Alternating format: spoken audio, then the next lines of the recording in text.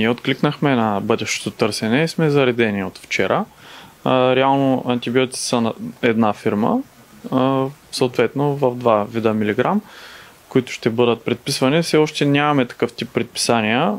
В миналото имаме горчив опит, че така наречените безплатни лекарства или за пациентите не са безплатни, или са абсолютно безвъзмезна, безвъзмезна услуга за сметка на аптеката, която получава парите си с траншовете от здравната каса буквално след 2 месеца период. Сега ти първо ще стане ясно, примерно, започвате сега да работите по този начин? Така да кажем, сме с нетърпение да видим нововъведенията, на които сме откликнали. Това са нововведения и върху нашия софтуер и, както казах, ние имаме горчив опит с така наречените рецепти за COVID, които бяха по принцип безплатни, накрая се оказа, че са без надценка. Нали? Това са 2 различни понятия, така че не смея да твърдя, че това ще е безплатно за родителите и пациентите. А вашите очаквания?